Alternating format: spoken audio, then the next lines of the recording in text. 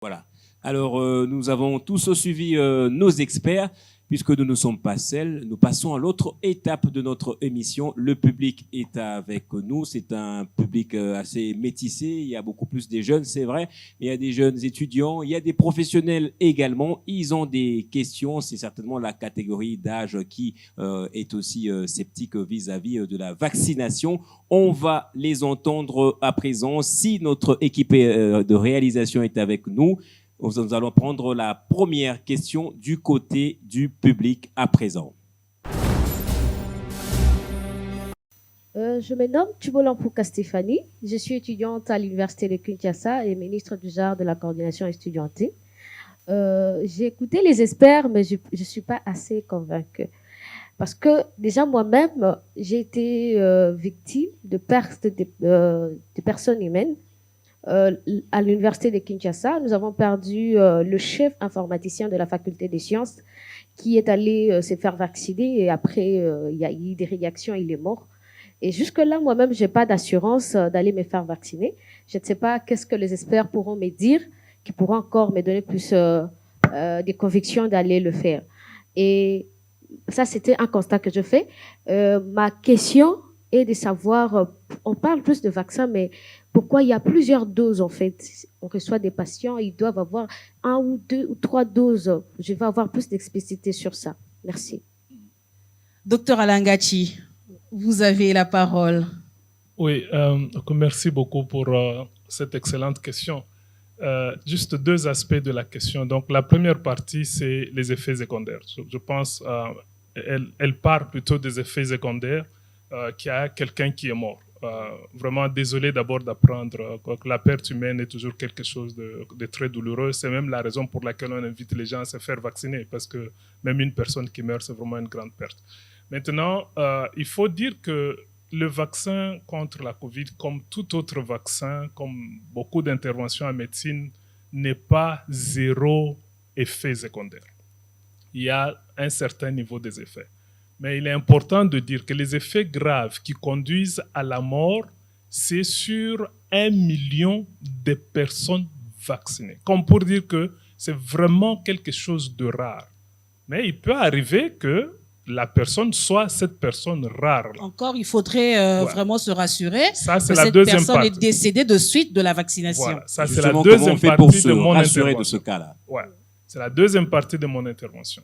Dans le programme national de vaccination contre la COVID, quand quelqu'un fait un effet secondaire, qu'on appelle les MAPI, là, il faut toujours informer immédiatement le service de santé pour qu'on puisse investiguer.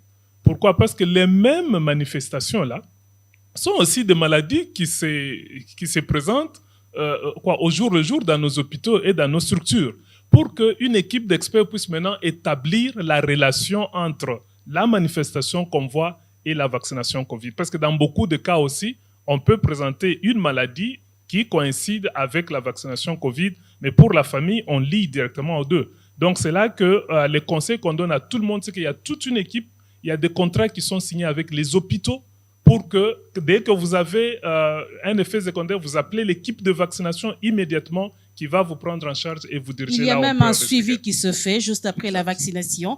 On suit les personnes vaccinées pour savoir s'ils ont présenté des symptômes, pour pouvoir les répertorier et savoir que lorsqu'une personne reçoit le vaccin, il peut faire la fièvre, il peut ressentir des fatigues. Il y a un suivi systématique qui se fait de 2 façons. D'abord, il y a des appels qui se font chaque jour dans la semaine qui suit la vaccination.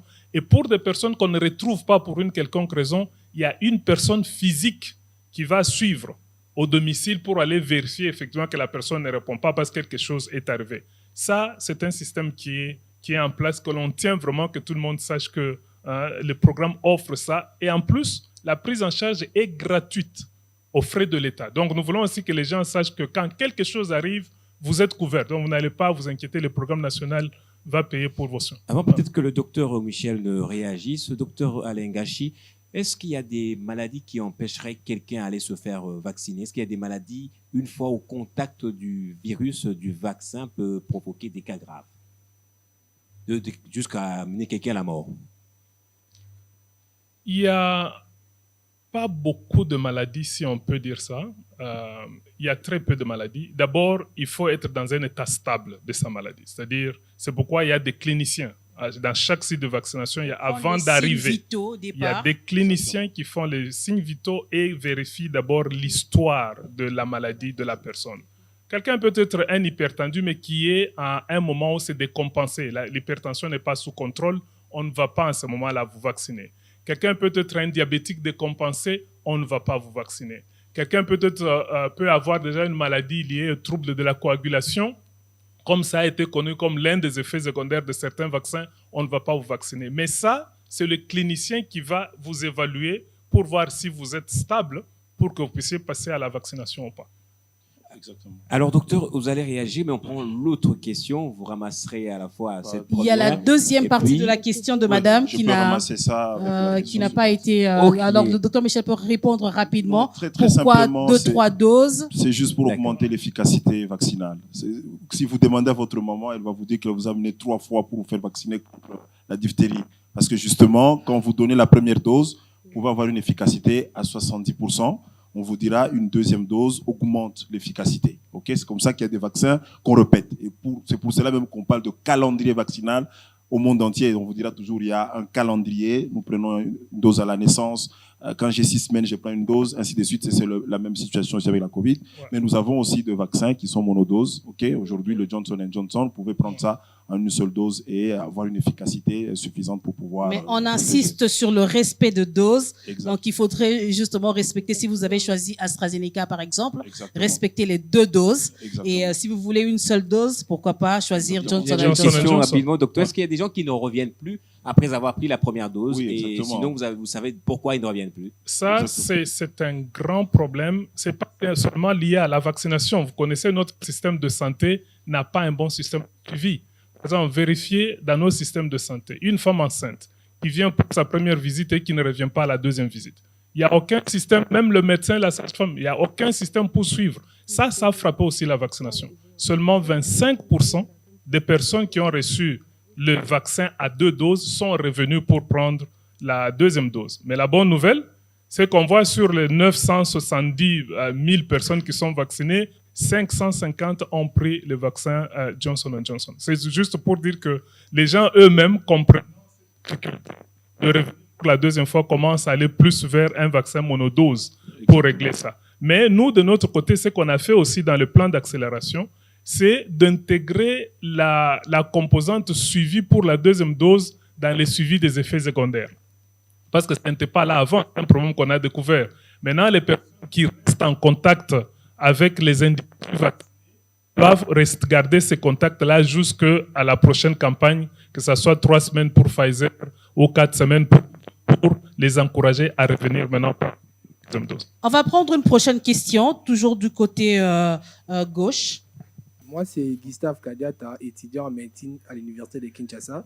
J'aimerais bien poser ma question à Dr Michel, qui est expert en santé publique.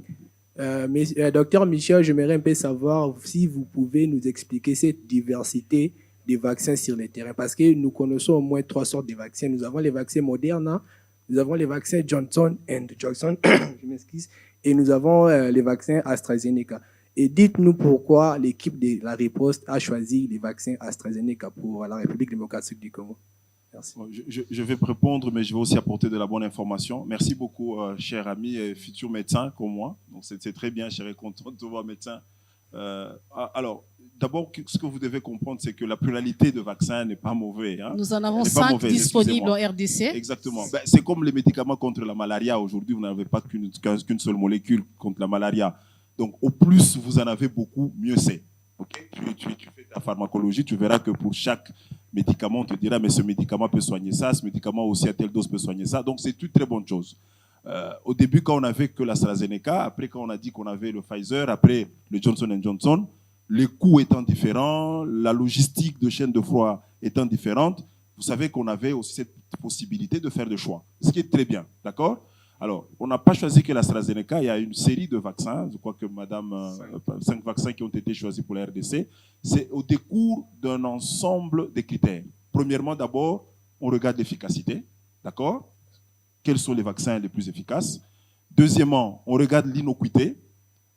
Ça veut dire que des vaccins qui ne peuvent pas entraîner des effets néfastes, okay? Il y en a toujours, comme on a dit, les effets secondaires, vous les avez pour chaque corps étranger qui entre dans l'organisme. Même l'aspirine, on vous dira attention, effet indésirable, ça va vous brûler l'estomac. Attention, pour ceux qui ont un problème des yeux, ça peut faire ça.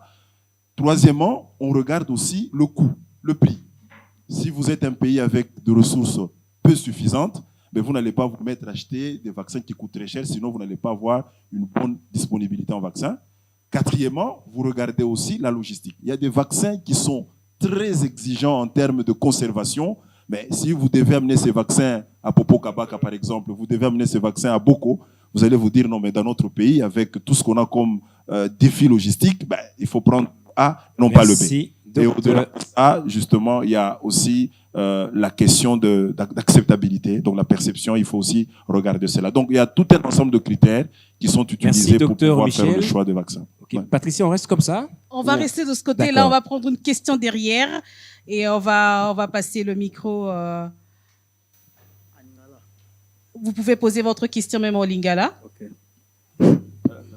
Merci, madame, pour la parole. Je peux déjà dire pour docteur Alain. Question nanga eza pas docteur Alain.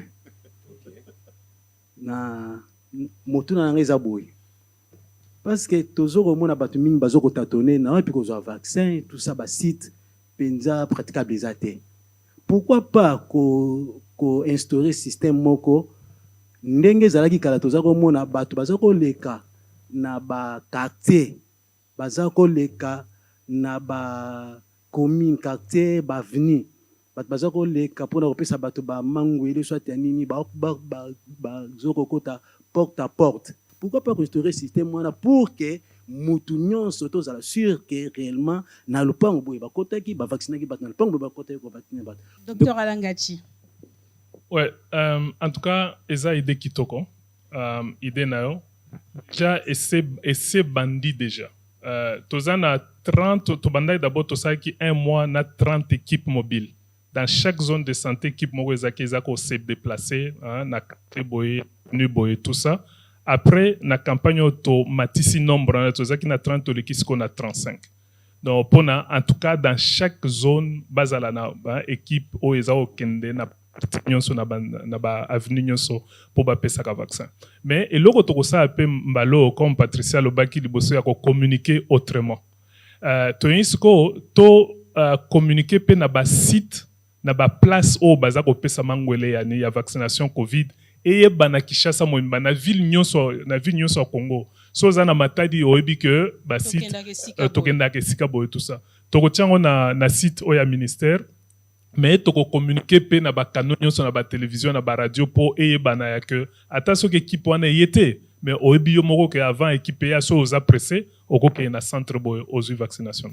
Tous à sous question mososo toujours na ngambo ya gauche. Merci pour la parole. Je suis Ange Michel Mumbongo. Moi c'est vraiment pas une question mais c'est une préoccupation. Je suis pas médecin mais si je comprends bien les vaccins c'est pour renforcer le système immunitaire, c'est ça, non? Exactement. Bon. Pourquoi ne pas conseiller aux gens de consommer bio, consommer naturel, pour renforcer le système immunitaire, que de prendre les vaccins? Très bonne préoccupation. La question, tu l'adresses à qui? Docteur Michel, vous pouvez vous lancer de porter une réponse puisque la question vous intéresse. Non, les questions m'intéressent généralement. Alors, non, merci Ange Michel. Déjà que tu as mon nom, donc ça m'intéresse encore une fois de plus. Non, il faut que les gens comprennent que le choix du vaccin n'exclut pas les autres mesures. Un peu comme les gens disaient, mais au lieu de faire ça, pourquoi le vaccin? Non, le vaccin, c'est un moyen qui vient compléter les autres moyens. La vaccination ne vient pas se mettre en opposition avec d'autres pratiques. Ce que tu viens de dire, manger bio, c'est une pratique, mais cela ne veut pas dire que tout le monde mange bio d'abord. Mais deuxièmement, quand on parle de renforcer l'immunité, c'est que même nous qui mangeons bio, parfois on attrape de grippe, parfois on attrape d'autres maladies. Et donc la vaccination ne vient que renforcer. C'est un moyen pour endurcir ou donner plus de force à votre système de défense. Je crois que je me fais comprendre. C'est comme ça qu'aujourd'hui, vous voyez par exemple les enfants, on vous dit non, la vaccination est obligatoire. Mais il y a des enfants qui mangent bio, qui mangent bien, qui sont bien allaités, mais on demande qu'on les vaccine. Pourquoi? Parce qu'on On veut tout simplement augmenter la capacité de résistance. Et surtout pour une maladie qui, justement, dont le virus, dont le microbe change parfois de casquette, de mutation. Donc, encore une fois, la vaccination, c'est un moyen de renforcer et n'exclut pas justement qu'il faut conseiller aux gens des alimentations riches en sels minéraux, riches en vitamines, qui sont justement des substrats renforçant aussi cette immunité de base. Donc, je crois que ça, c'est très important. Le point que vous avez épinglé est très important. Est-ce que vous pourriez le dire également en lingala pour la population qui nous suit là-bas au plateau de Bateke, pour ceux qui nous suivent dans le fin fond de Thiela? Est-ce que vous pouvez le dire en lingala? Est-ce que manger bio, bien s'alimenter, pourrait nous aider à éviter le Covid-19? Alors, il faut que éviter Covid-19, il faut comprendre qu'est-ce que ça veut dire en fait. Ce que lia bien, Moutunion soit en bonne santé, azalaka résistant devant la maladie belée. Pas seulement Covid-19, parce que les protéines, anticorps, ils n'ont pas protéines. Faut boyer bango. Donc, ce qu'on appelle anticorps contre les protéines, ça veut dire que pour que le corps ait fabriqué anticorps, il faut utiliser des substances les sels minéraux, les protéines, ainsi de suite. C'est comme ça que une bonne alimentation, une personne en bonne santé, ok, c'est aussi une personne à qui peut développer facilement anticorps. Maintenant, les maladies mosusu, anticorps wana et qui suffire. Ils ont le col un peu qu'on appelle l'équipe de renfort, équipe d'intervention rapide. Bozana ba policier, mais ba général à lobby, mais pour n'attaquer il faut que tinda bana murakuna. Pour n'attaquer il faut que tia ba militaire ba kokokata. Donc c'est ezo ya ko compléter renfort wana. Donc il faut que les gens se comprennent que moko ezo exclure musu sauter. C'est très important. On va prendre une dernière question de ce côté-là. Peut-être que Dr Gachalinga Dr Gachi, permettez qu'on prenne la dernière question et puis vous allez revenir ramasser du coup. Vous pouvez poser votre question, s'il vous plaît. Je suis Atoka Glody, étudiant en médecine à l'université de Kinshasa. Ma question est liée à la physiologie, à la physiopathologique du vaccin, du Covid-19. Pourquoi les enfants font moins la maladie que les adultes? Et parmi aussi les personnes contaminées dans notre pays, y a-t-il des militaires? Ok. Une question adressée à qui? Les deux docteurs. Docteur Alangachi, vous avez la parole. Oui, je voulais seulement renchérir ce que le docteur Michel a dit, que les anticorps, ce sont des protéines, que ce qu'on connaît maintenant, ce que la science a montré, c'est que les gens qui répondent mieux à la vaccination sont les gens qui sont dans un bon état nutritionnel, parce qu'ils peuvent fournir les protéines dont on a besoin pour produire les anticorps. Et que les gens qui sont en malnutrition auront une réponse, mais qui n'a pas le même niveau que les gens qui sont bien. C'est juste pour dire qu'il y a la complémentarité entre les deux. C'est quand on a un bon état nutritionnel et la vaccination qu'on a les meilleurs résultats. Bon, maintenant, la question de notre confrère en médecine, où il demande pourquoi les enfants sont moins affectés, c'est parce que, comme c'est le cas avec toute maladie, c'est le corps faible qui a tendance à céder en premier. C'est la raison pour laquelle, vous voyez, pour la COVID, on a vu c'était plus de personnes âgées, des personnes qui ont des comorbidités, qui ont été les plus affectées, parce que ce sont des personnes à un système déjà affaibli. Mais ça ne signifie pas que les enfants ne font pas la maladie. C'est la raison pour laquelle, en Occident, maintenant, la vaccination a été descendue. Aux États-Unis, commence déjà à 5 ans. C'est parce qu'on sait la même discussion qu'on a eue avant ici. Est-ce que c'est parce qu'on a moins de cas qu'il ne faut pas vacciner? Certainement non, parce que même une seule vie qui est perdue, c'est une vie de trop. C'est la raison pour laquelle en Occident maintenant, bien que l'évidence montre qu'il y a moins de cas chez les jeunes, les enfants, mais on les a inclus déjà dans les tableaux de vaccination. Donc ça, c'est un peu pour répondre à la question pourquoi les enfants sont là. Effectivement, c'est vrai, mais ce qui est aussi vrai, même nous, on vaccine à partir de 18 ans. Dans les mois qui suivent, si la situation s'améliore, d'abord, ce n'est pas exclu que nous puissions suivre la ligne des autres et aller encore plus bas. Alors, la question des militaires. Les militaires sont bel et bien touchés. Hein. C'est une catégorie socio-professionnelle très exposée. Et vous avez même d'ailleurs des militaires qui sont décédés. Encore une fois de plus, leur profession, les exposant au public, en fait, c'est vraiment une population à risque. Et donc, c'est comme ça, d'ailleurs, que ces genres de personnes doivent se faire vacciner. Et là, je vous dirais, par exemple, qu'il y a des sensibilisations qui se font à travers les réseaux des militaires pour voir comment on les vaccine aussi afin de les protéger. Voilà, nous changeons d'elle à présent. Nous allons du côté droit, nous allons en faire face maintenant à un autre public avec un autre profil. C'est vous qui posez la question, vous présentez. Si vous avez une question qui se dit directement envers quelqu'un, vous le dites directement. Voilà. Oui, ma question elle est posée au docteur Michel. J'aimerais savoir, je m'appelle M. Yves Moutombo, architecte. Je fais l'architecture à l'Académie des Beaux-Arts. Ma question est celle-ci. Est-ce que la maladie, le virus Covid, fait-elle une différence entre l'Afrique et l'Europe? Parce que nous avons vu la contamination en Afrique. Elle est un peu faible, tandis qu'en Europe, il y a des gens qui sont contaminés en masse. Est-ce que la maladie en soi fait-elle une différence entre les Africains et les Européens? Merci beaucoup, M. Yves, pour votre question. Donc, ce que je voulais dire, c'est que le virus a fait son passage en Afrique. Ce qu'on sait, c'est que nous avons un système de notification qui est très, très, très sous-évalué. Okay? Il y a des gens qui ont fait la maladie, mais comme c'est des personnes qui ne sont pas allées dans des formations sanitaires, comme c'est des gens qui ont recouru à l'automédication, moi, je pense que les chiffres qu'on a aujourd'hui en Afrique, en RDC, sont très sous-estimés. Ça, c'est la chose qu'il ne faut pas oublier. On le voit avec toutes les maladies.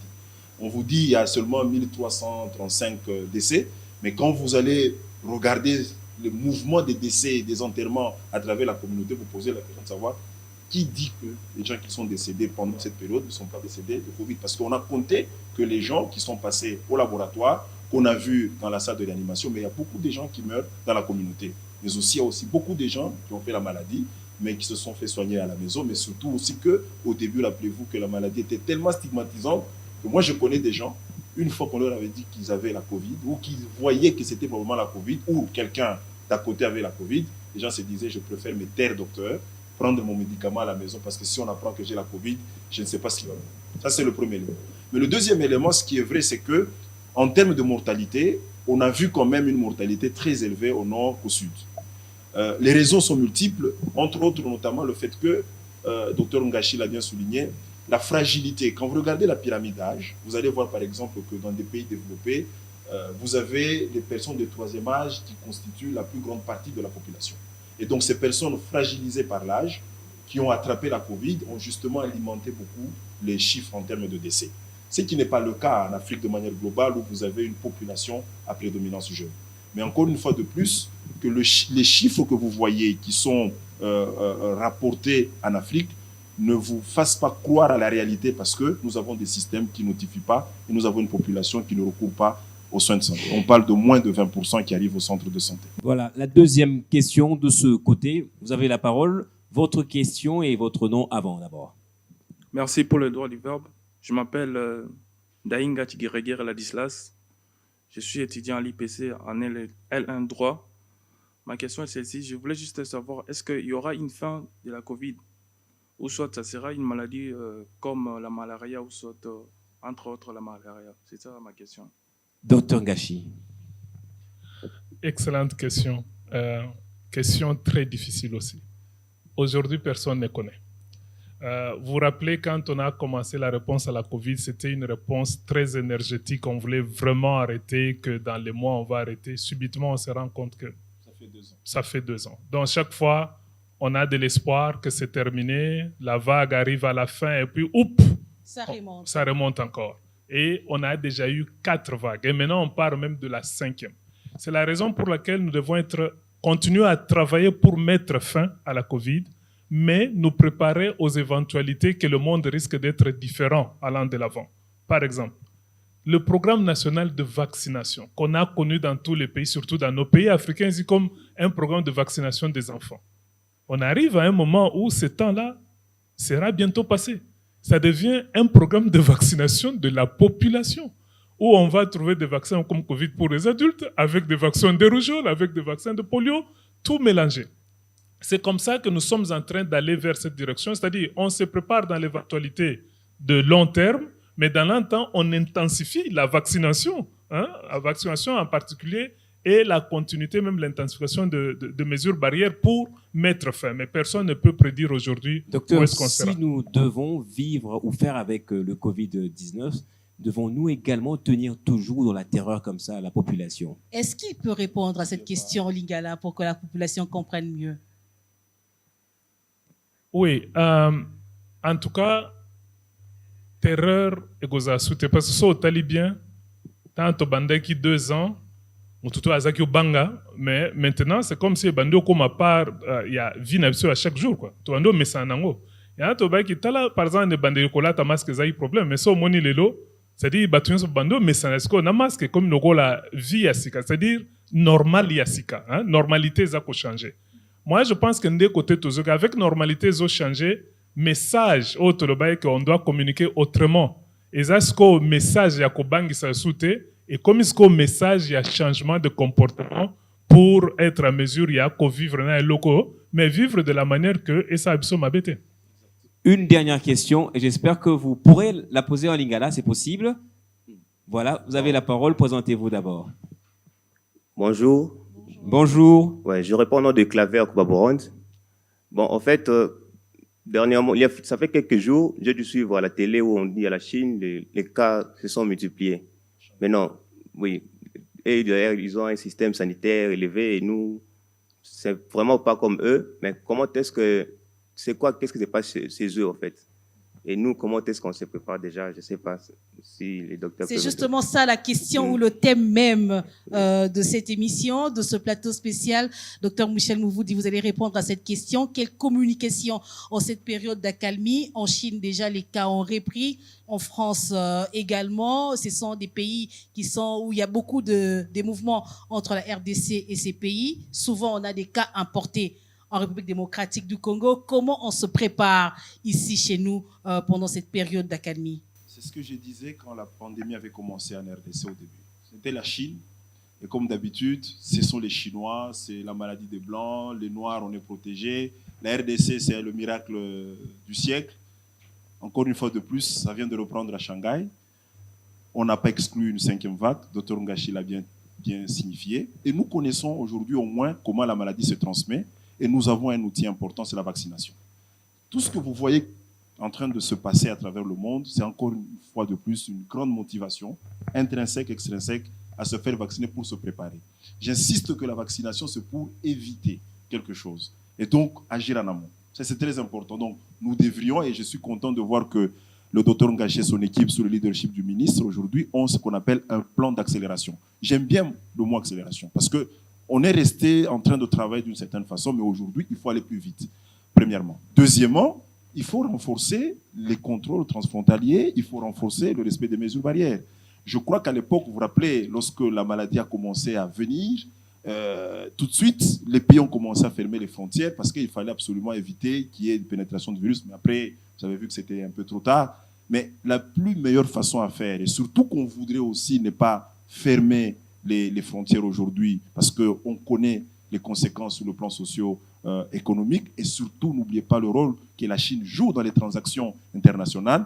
La meilleure de façon, c'est justement, encore une fois de plus, je reviens sur la vaccination. Ça sera très important de le faire pour permettre à ce que les autres secteurs continuent à être productifs, parce qu'on a besoin de l'argent pour vacciner. On a besoin de l'argent pour payer les dépenses publiques. On a besoin de l'argent pour maintenir aussi les systèmes de santé face à d'autres problèmes de santé. Comme on a besoin de l'argent pour payer également les équipes qui travaillent à la riposte. On en reviendra aussi, donc, dans nos prochaines émissions. Voilà, donc c'est pour dire juste qu'il faudra être très attentif, il faudrait être très prudent. Et je crois qu'aujourd'hui, le fait qu'on ait des molécules, des vaccins qui sont là, qui ont montré leur efficacité, c'est une très grande découverte de l'humanité. Et le RDC doit participer à l'effort mondial. Ne soyons pas toujours ces pays en arrière, comme vous l'avez dit à la queue. Il faut que la RDC montre que c'est un pays qui contribue à l'effort de l'humanité pour mettre fin à des fléaux qui secouent la planète. Patricia, je sens le docteur Ngashi vouloir à tout prix parler.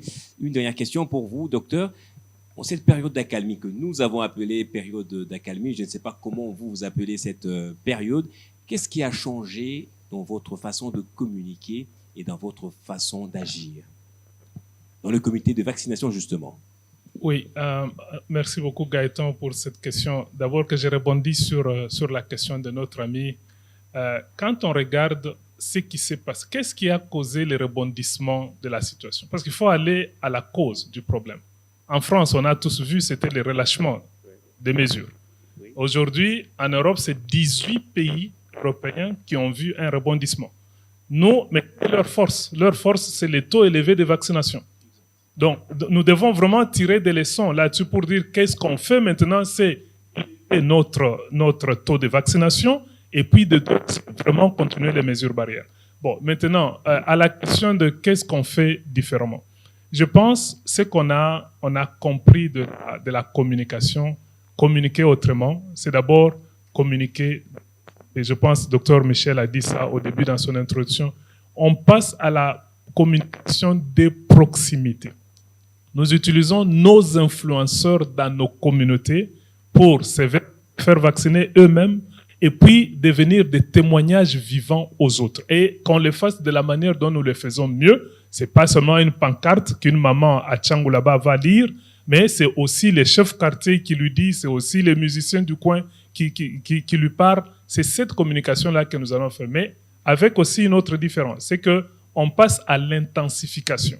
Vous avez posé une question, que pendant la période de calmie, il n'y a presque rien, donc vous ne voyez absolument rien. Ça, c'est ce qu'on veut aussi arrêter. Nous voulons vraiment maintenir cette communication continue et intensifiée en accalmie comme en vague, jusqu'au temps où on atteindra un niveau qu'on peut dire que nous sommes maintenant comparables aux autres et nous avons une immunité collective. Merci beaucoup, Dr Alain Gachi, pour toutes ces précisions. Nous allons justement suivre ce que vous allez faire sur le terrain. Nous espérons que vous pourriez revenir encore une fois sur ce plateau pour nous donner l'évolution et pour qu'on puisse encore échanger avec le public qui nous accompagne. Merci à vous. Merci également au Dr Michel Mouvoudi pour sa disponibilité. Gaëtan disait qu'il n'est pas facile à voir. Il faut savoir m'avoir, c'est tout. Ben justement, merci d'être venu sur ce plateau. Merci à nos invités, à notre public très chaleureux qui a eu à participer avec des questions très, très intéressantes sur ce plateau. Merci à toi,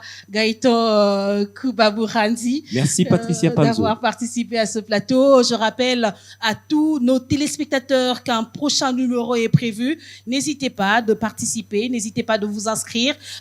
Appelez ou écrivez un message sur le numéro qui est affiché sur le bas de votre écran, juste du côté droit, et vous pourriez participer aux prochaines émissions, aux prochains débats, toujours sur le Covid-19. Nous remercions le CSD Consulting, communication, l'éducation et le changement de comportement, les développements en plus pour avoir permis la réalisation, je dirais même l'organisation de cette émission. Nous remercions également aussi ça, qui soutient la vaccination à Covid-19 et pourquoi pas pousser nos autorités à pouvoir améliorer leur communication sur la vaccination à Covid-19 et nous saluons justement l'équipe de coordination qui vient d'être mise en place que dirige le docteur Alain Gachi. À vous tous, je vous dis à très bientôt sur nos chaînes respectives. N'hésitez pas de participer au prochain numéro. Au revoir.